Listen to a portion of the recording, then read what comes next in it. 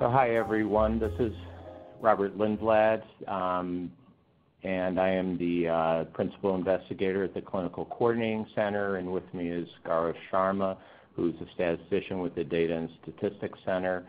And today we're going to talk about the impact of inclusion and exclusion criteria on enrollment. We do, about halfway through, have a brief question and answer period, and then we'll have time for question and answers at the end as well. So the objectives of this webinar today is to define areas to consider for eligibility in clinical research in general, understand implementation of eligibility criteria, understand implications of eligibility criteria, discuss case studies on eligibility criteria in CTN trials, and another objective is for you all to ask questions at the end of the presentation. So the first area we're going to talk about are the various areas to consider when you develop eligibility criteria. And in many of the NIDA CTN trials, we base that trial off of previous trials. So we utilize eligibility criteria that somebody else has already developed, and then we build on those or modify them to match the trial we're doing.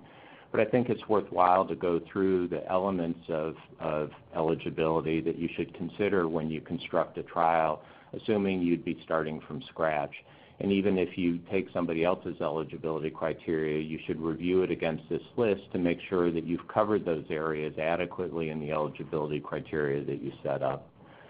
So there are 5 major areas to consider: the characteristics of the patients, characteristics of the disease and its treatment, environmental and other factors, and then you need to operationally think about the results of the screening examinations and the rationale that you're using for the eligibility criteria.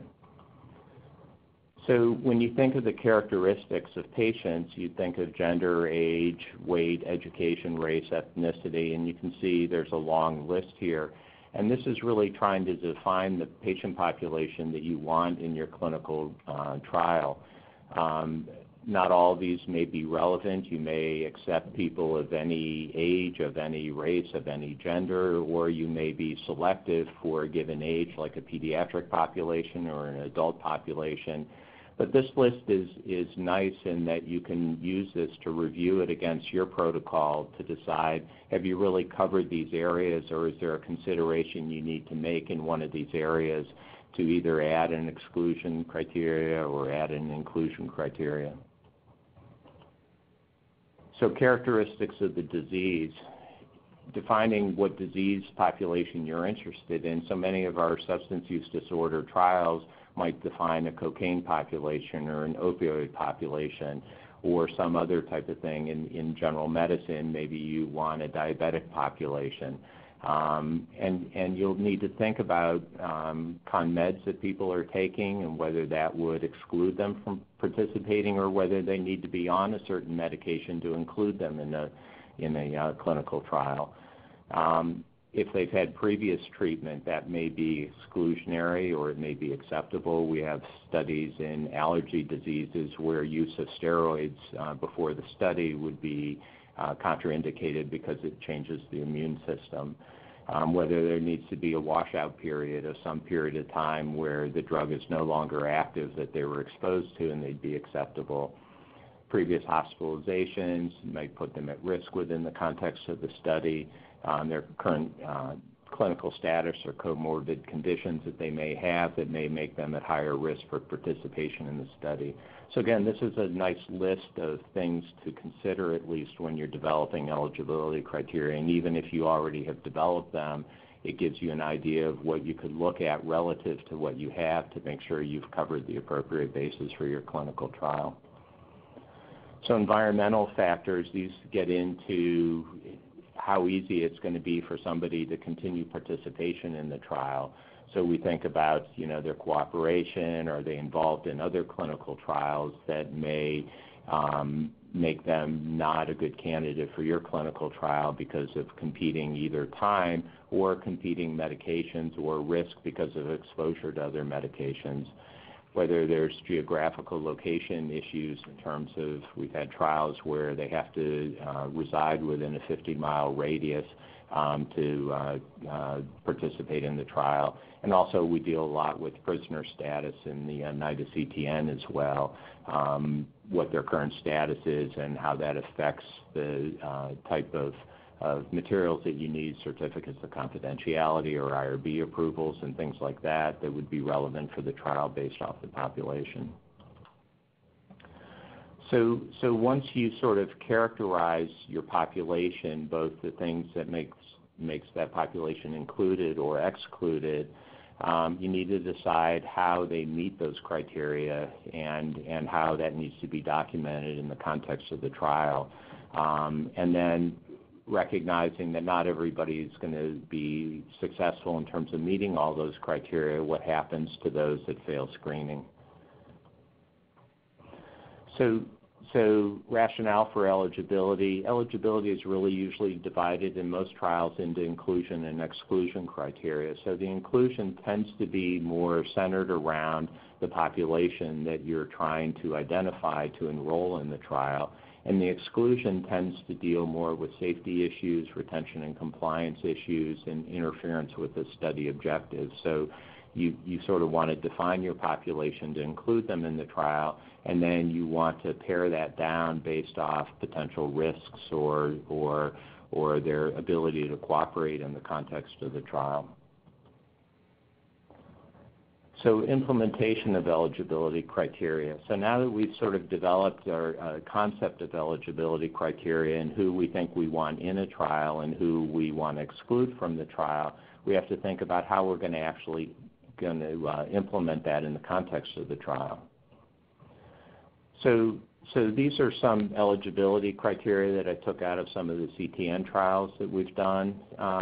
So these are exclusion criteria. The first one, have evidence of an acute psychiatric disorder as assessed by the study medical clinician that would make participation difficult or unsafe. And you can see that the other two are similar in their nature and their description. And so the reason I call this sort of the safety valve exclusion criteria is because it's using as assessed or in the opinion of or as determined by typically the principal investigator at the site or the medical clinician. And what does this really mean, and how do you make this population consistent? And so one of the examples I have is typically the medical monitor on many of the trials. I'll get a phone call where one of the investigators will say, I have this great participant for this trial, only they're drinking all the time, I'm not sure that they can actually make it into appointments, they don't have any means of transportation, but they meet the eligibility criteria. And I remind people that people have to not only meet eligibility criteria, but they also have to meet criteria to participate in the trial. And I think the site has to make judgments in terms of, is this person appropriate to participate in the trial? Does the site want to continually track down this person to get them to continue to contribute into the trial if they have a hard time making it to a screening appointment or a baseline assessment appointment or something like that? So these sort of safety valve questions give investigators some discretion to choose people that they think will participate in the trial. The downside of that is it introduces biases, because then investigators, by choosing one investigator at one site, may choose one way and somebody at another site may choose something else. And so the populations may in fact be a little bit different at different sites because of this. So another implementation question is deciding how to document meeting the eligibility criteria. So some of it is self-report adequate, or do you actually need to get a laboratory confirmation and document that? Or do you need to obtain medical records maybe from their primary care physician to document their history of cardiovascular disease or some other type of illness? So an example of this is HIV status. So it may be adequate for a trial to have somebody self-report that they're either HIV positive or negative, and that's sufficient for them to meet eligibility. You want to define that in the early stages of the protocol development so it's clear to everybody what the expectation is to qualify somebody for the study. If you require laboratory confirmation, then that has to be included before somebody is accepted into the study to have the results of that laboratory confirmation. And it could be sometimes laboratory confirmation within the past 6 months might be adequate. So it's a historical laboratory confirmation, not necessarily one obtained in the context of the study. Or you may be required to obtain medical records from their physician to document that they in fact have no history of diabetes, even though they verbally told you that they don't have diabetes. So again, I think for each eligibility criterion, especially the exclusion criteria, you have to decide on where that information comes from so that the study conduct is set up around that. So another example of a NIDA CTN eligibility is similar to what I said before, the safety valve. So it says in the judgment of the study physician as the criteria, but then it goes ahead and specifies some. So it can't have AIDS according to the current CDC criteria. Liver functions cannot be greater than 3 times upper limit of normal, or serum creatinine greater than 2 milligrams per deciliter.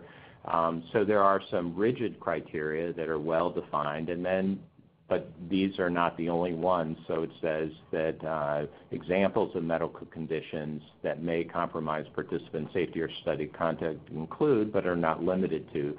So again, there's the room for some physician discretion, but there are some hard and fast rules built into this exclusion criteria as well. So some other examples from CTN trials was history of a seizure disorder, and these are not all from the same trial. So history of a seizure disorder is really wide open. So what if a participant had a febrile seizure at age 18 months, lasted for 3 minutes, never required any anti-epileptic medication or treatment, and never had a recurrent seizure? Based off history of seizure disorder, they would likely be excluded from this trial. Now, you could argue that, well, it's not really a seizure disorder, but that ambiguity makes it difficult. So you should be clear when you set up these eligibility criteria that they can be interpreted the same way at each of the sites, and there's the same expectation for that. So experienced a closed head trauma with greater than 30 minutes loss of consciousness within the past 12 months. So somebody could have had a significant head trauma 2 years ago with loss of consciousness greater than 30 minutes, but still qualify for the study as this is written.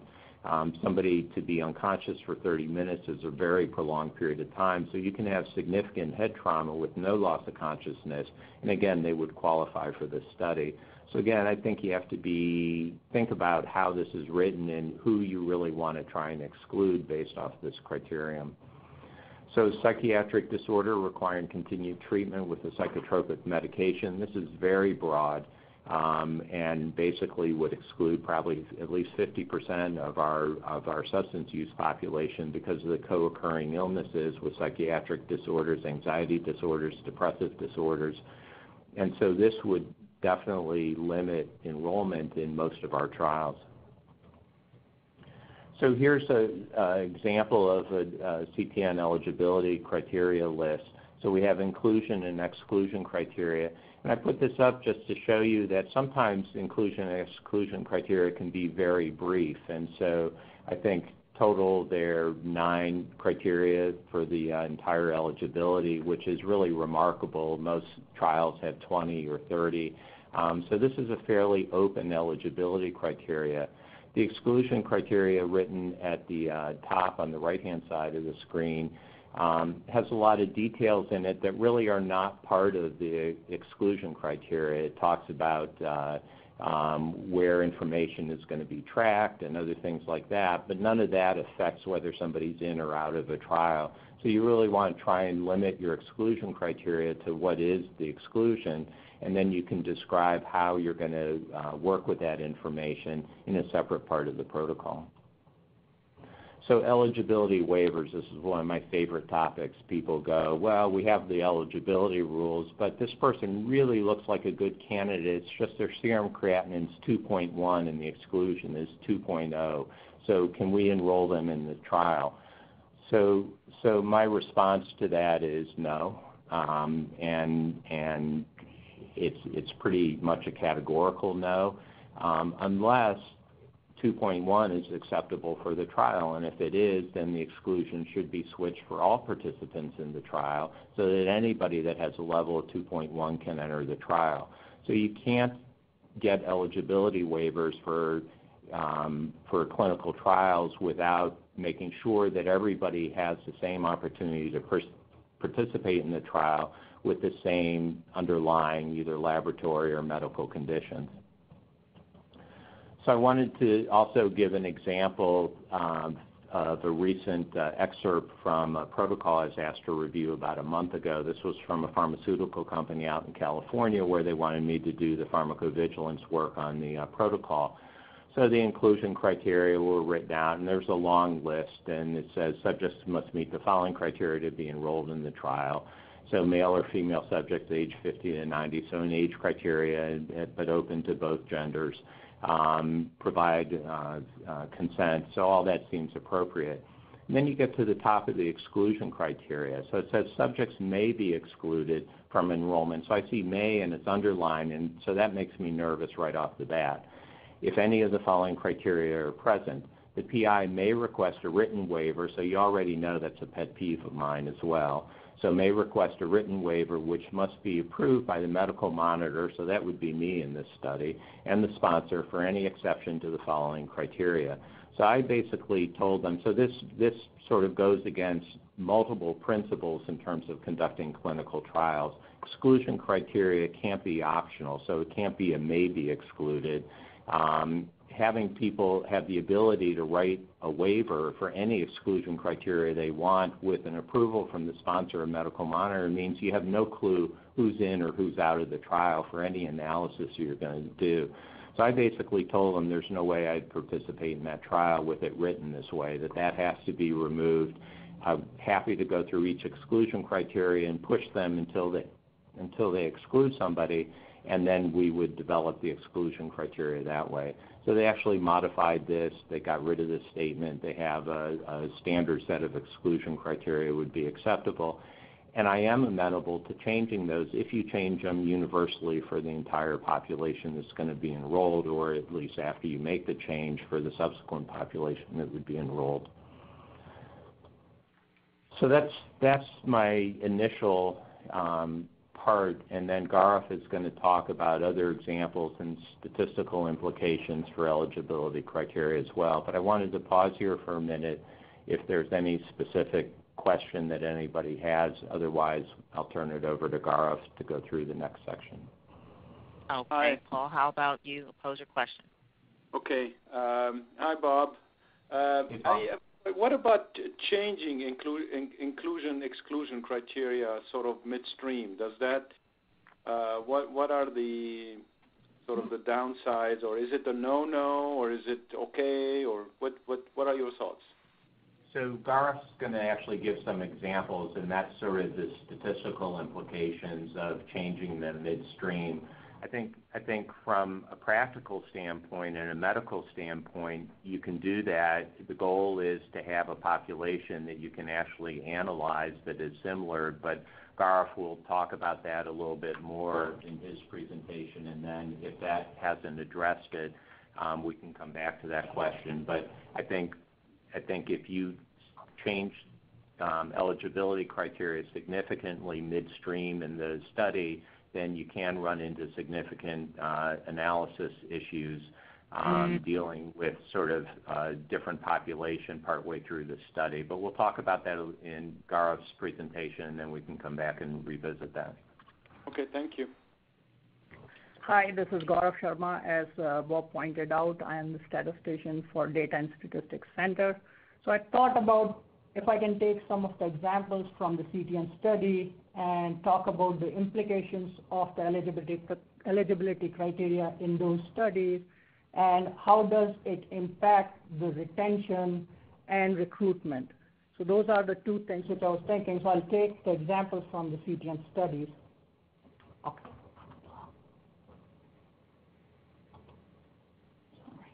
Okay. So what are the implications? So first of all, we have to ask who is eligible. If we are doing a study for cocaine-dependent participants, we need to have a population. We need to have a sample where we have people are using cocaine. If we are, who is ineligible? If we want to do a study for only adult population, participant who is less than 18-year-old are ineligible. That gives the generalizable. We can only generalize, in the above two example, we can generalize to a population who is cocaine users and above 18 years of age. And we have to consider what is the expected variability in the response to the intervention. How much variable, how much homogeneous sample we would be getting or heterogeneous sample we would be getting, and how hard it would be to recruit in that population. Okay. So before we go into this, what are the implications of eligibility on the objective of the study? Usually within the CTN, we do our studies which are one of the two, either it is an efficacy study or effectiveness study. So what efficacy study is, basically we have a narrower population in which the goal is to maximize the benefit of the intervention. That means we want a smaller population, which a pure population where we have a little bit more strict criteria of eligibility. Effectiveness, usually it is the like broad criteria for eligibility. It's more generalizable, and both of these studies we have conducted within the CTN. And usually what happens is efficacy and effectiveness exist on a continuum. And I found this very nice reference, which is a technical review by Agency of Healthcare Research and Quality. It talks about 7 items to distinguish between efficacy and effectiveness. And one of those criteria is the eligibility criteria. Okay, let's look at some of the examples from the CTN study. The first study I'm going to talk about is CTN 0052. This is a randomized controlled trial. This is a randomized controlled trial of buspirone for relapse prevention in adults with cocaine dependence. That means we only want cocaine-dependent participants, first of all. It was a feasibility study to test for a future efficacy study, where this eligibility criteria sort of matched the larger efficacy study. And the eligibility criteria, some of them were cocaine-dependent based on DSM-4 criteria, and the participant must self-report crack cocaine use more than 4 times in the past 28 days prior to inpatient admission. This is from the timeline follow-back. Okay, in this study, 100 participants were screened. Out of those, 62 were randomized. Either some of them were randomized to buspirone or placebo. Others were to placebo. This was a 16-week study where participants received medication for 16 weeks. One more thing I want to point out here, you see 100 screened and 62 randomized. In CTN studies, we usually have 2-step sort of screening process, where first step participant is what we call pre-screening, where potential participants call in to a response to an advertisement about this study. And that's the pre-screening. I'll talk about it a little more later in my slides. Okay. Second study I'm going to talk about is, this is somewhat between efficacy and effectiveness study. As I said, it is hard to differentiate between those two. This is a cocaine use reduction using buprenorphine. And the aim of this study was to look at the safety and efficacy of buprenorphine in the presence of naltrexone for cocaine use reduction.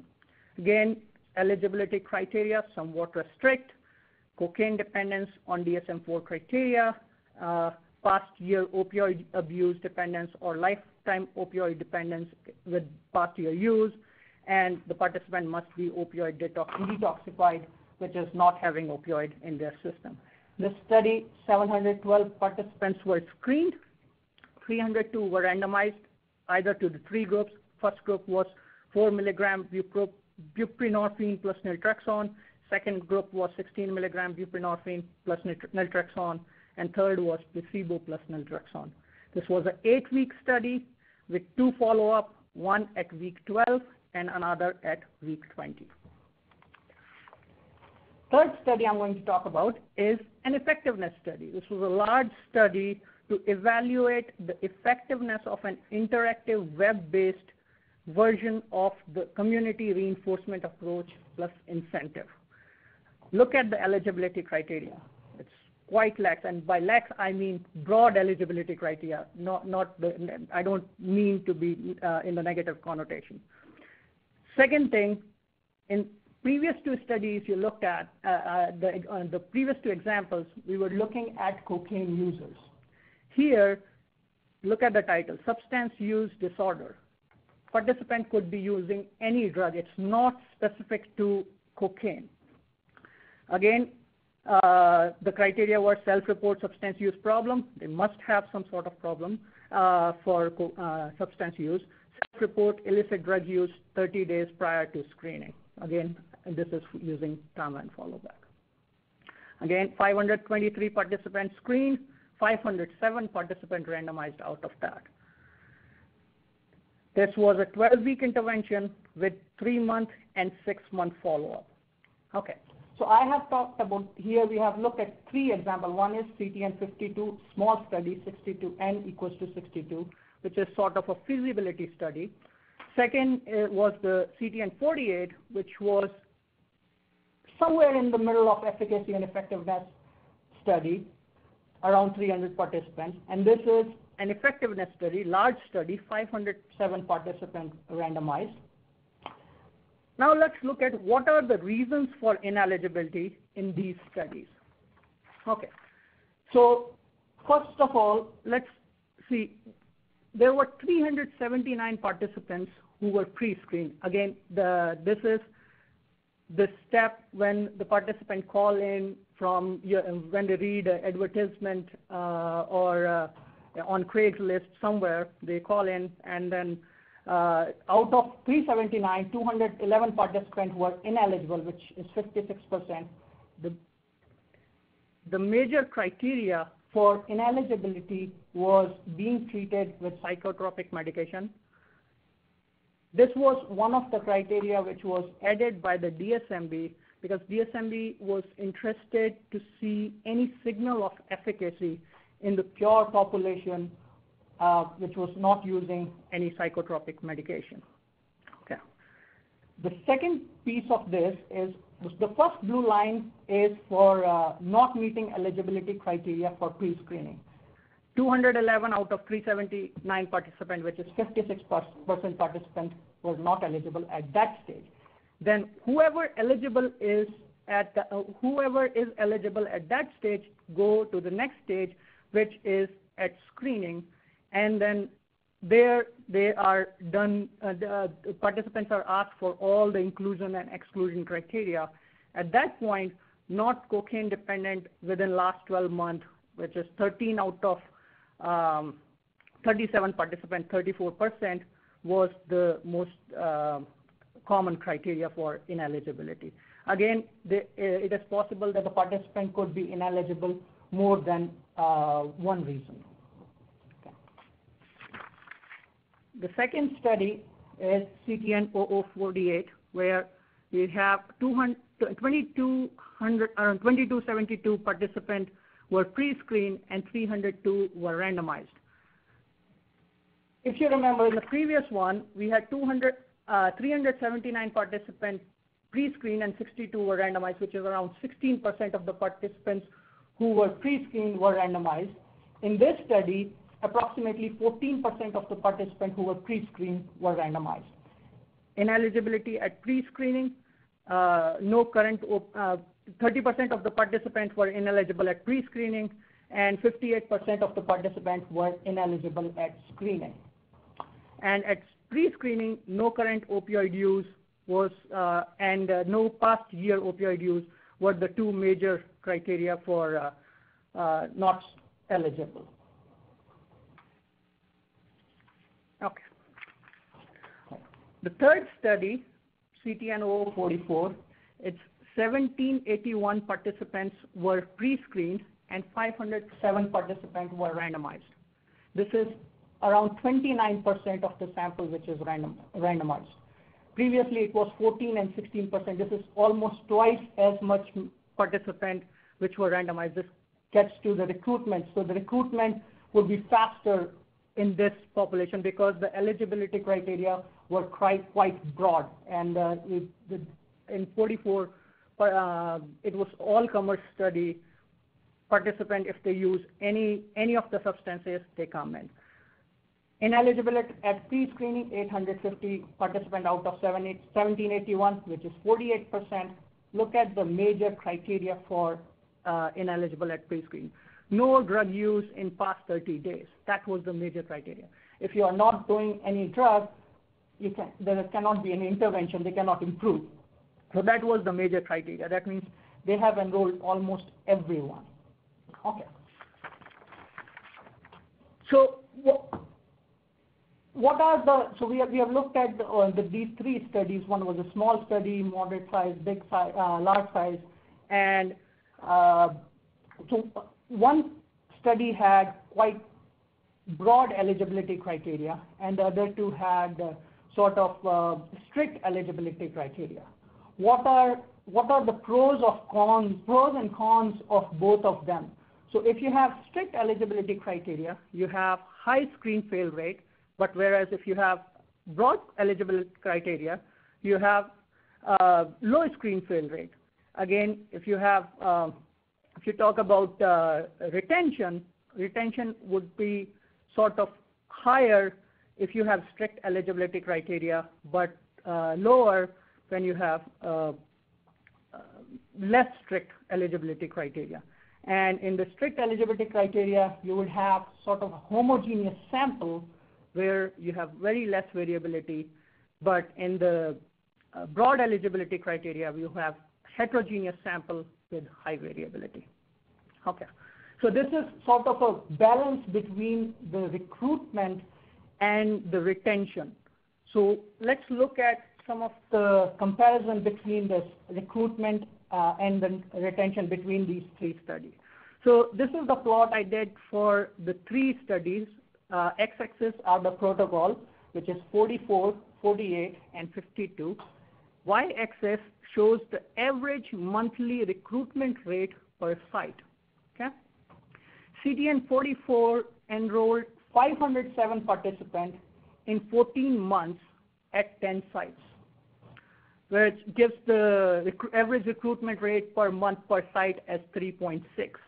Whereas 48, 302 participants were recruited in 14 months at 11 sites, which gives the average monthly recruitment rate of 2.7, and 52 average monthly recruitment rate 1.8, where the recruitment took 8 months, and there were 6 sites which were recruiting. So you see, when 44 had very broad criteria, we were able to recruit quicker than compared to 52, which had quite strict criteria. Okay. Now let's look at the retention. How does the retention do?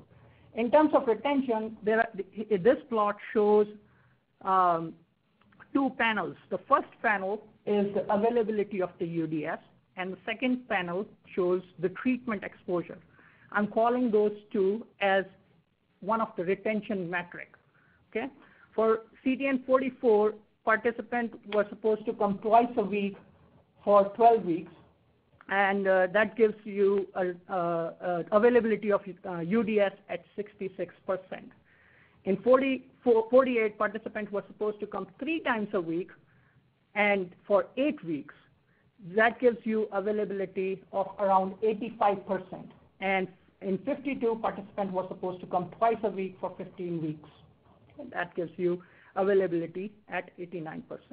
So you see that when we had a broader population, the retention was faster, recruitment was faster, but here the retention is slower in that population, 66% in 44 compared to CTN 52, where availability is 89%. Similar story in the treatment exposure. Treatment exposure for the 44, we are calculating using completion of the TES module, which is only done in the TES arm, one of the treatment arms. And for 48 and 52, the treatment exposure is a number of expected pills taken. Again, you see the same behavior, 67% for 44, up to 91% for 52.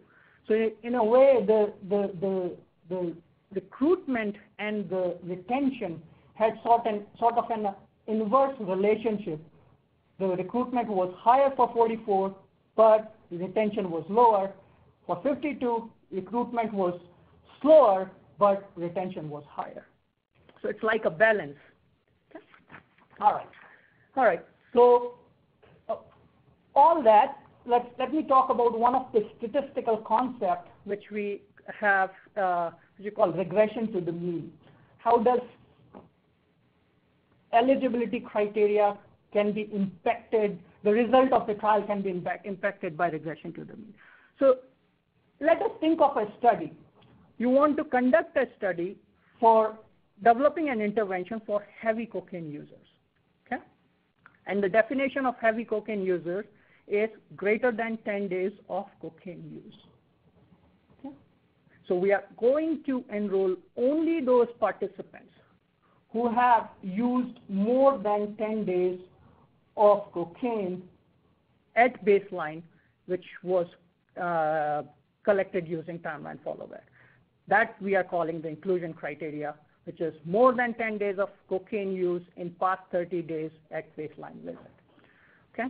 Then the participants who were enrolled, they were given an intervention. They all got the intervention.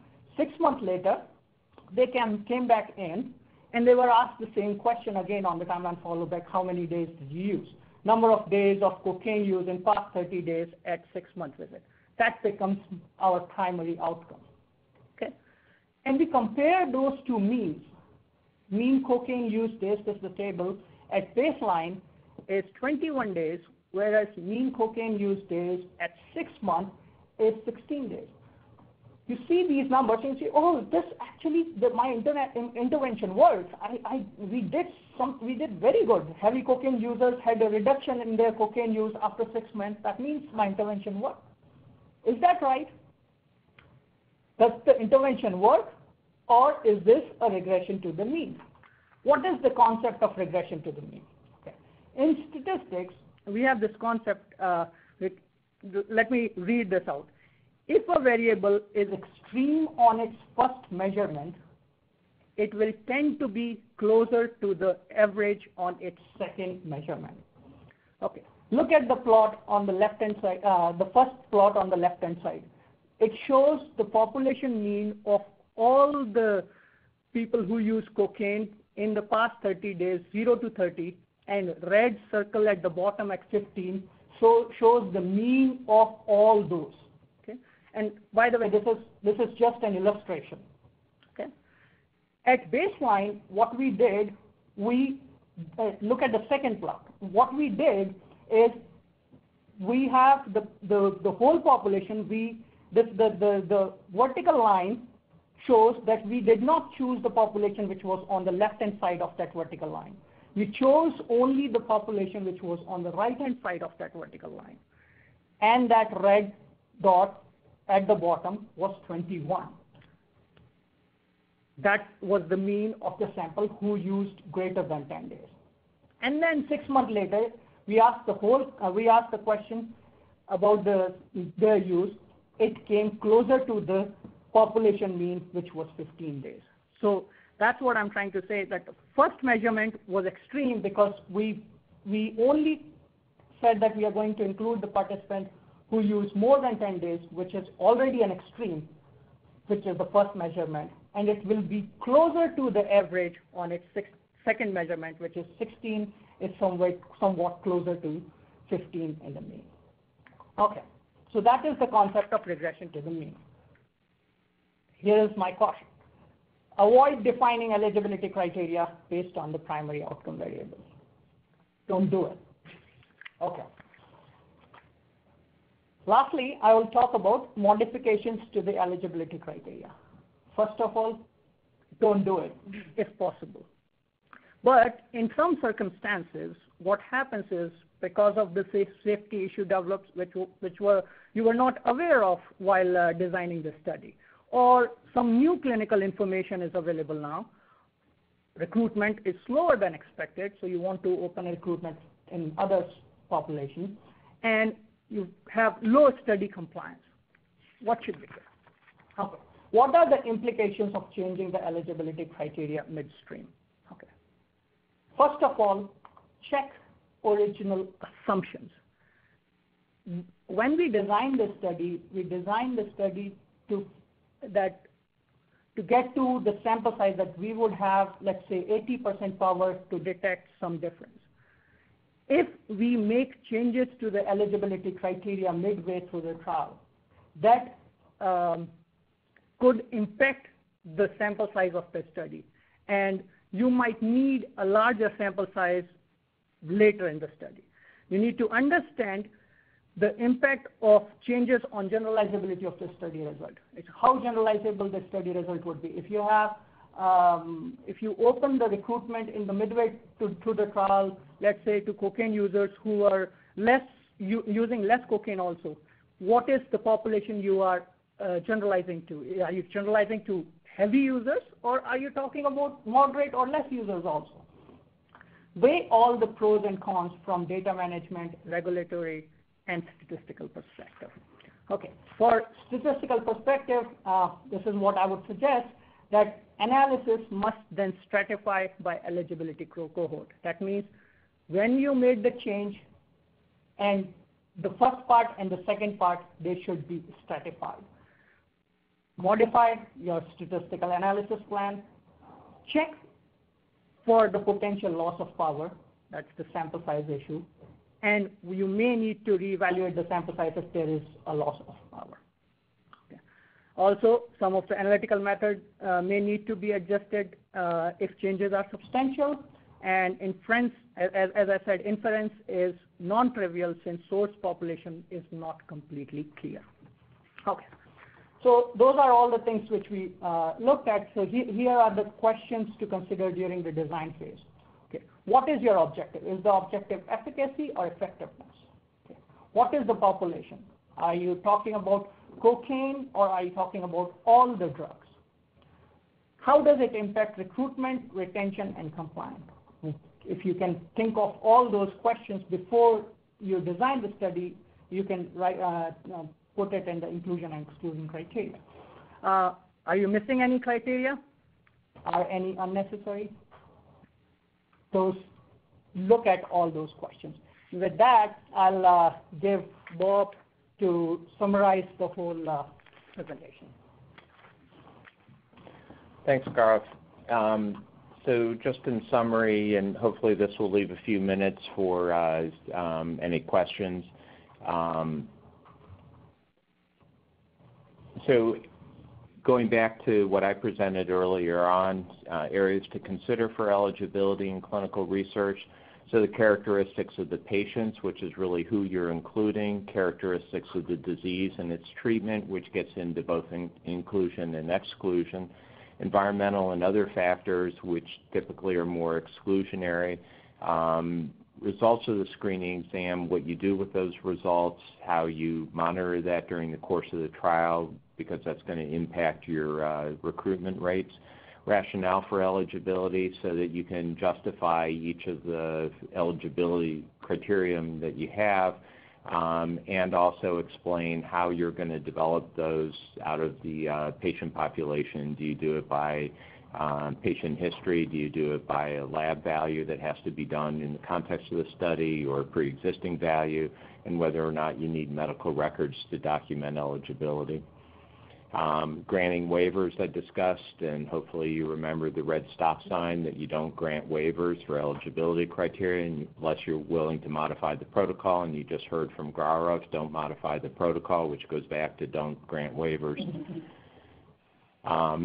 Implications of eligibility criteria, who is in or out based off study objectives, so really linking the goals of the study to the population that you're going to look at. and really thinking about it. And we think about that a lot in the NIDA CTN, efficacy versus effectiveness and what kind of study we're doing. As Gaurav mentioned, it's on a continuum, and we're always somewhere on that continuum, but oftentimes more shifted to effectiveness in some studies and efficacy in other studies. So you want to define your criteria according to the study objectives and make modifications only when necessary. And typically, because you can't enroll the trial, in which case you made bad assumptions at the beginning that sometimes you have to correct for, or if a safety concern comes up where you may need to adjust eligibility criteria to protect subjects that would be enrolled in the study. So that's really it from our presentation standpoint. There's maybe 5 minutes that we could answer questions if anybody has questions, and I appreciate your attention. Okay, we've got Paul Joachim again. Paul, go ahead. Hi, Gaurav. Hi. I'm a little bit struggling with the don't have an eligibility criterion on the primary outcome. And the regression to the mean, sure, you start by saying, we want those who are heavy users. If they're not heavy users, they're not in. Therefore, the regression to the mean, they're going to come down. But at the end of the day, we're not analyzing, the 6 months use compared to baseline. We're really comparing the 6 months use of intervention versus placebo. I guess what I'm a little bit struggling with is how much of a no-no is it to not use the primary outcome as an eligibility criterion, because and I think we've seen this in HERB. I mean, there was some criticism that we included all even those who did not use in the last 30 days or something like this, and that kind of diluted the treatment effect, and we should have had, at least some users. So bottom line is that, to use substance use as a criterion for inclusion. So, okay, long story, but my question is how strong of a no-no is it? What I was trying to say, Paul, was let's say if you have your eligibility criteria based on the timeline followback, you don't keep that same timeline followback as the primary outcome. Maybe a UDS would be a better outcome. Did I? And Paul, as you alluded to, the analysis of looking at the comparison between groups at the end of the trial is not comparing baseline to looking at a change over time, which then becomes more vulnerable depending on how you select your population in the first time, so you're more susceptible to regression at the mean. So it may depend on how you define your analysis and what groups you're comparing as to the impact of the eligibility criteria and the tools you use to qualify people. Okay, thank you. Thank you, Bob and Gaurav, for sharing this information with us. I'm sure a lot of investigators will reference this. We'll post the presentation on the CTN Dissemination Library. In about 10 days, you'll have access to that. And we will send out notification for the participants to please tell us what you thought about the presentation. And so just please, that's where we collect all of our information and filter in your preferences. So everyone, I appreciate you coming to our CTN webinar series. We are in the process of developing our 2015 schedule, and we'll see you in January again. Bob and Gaurav, thank you.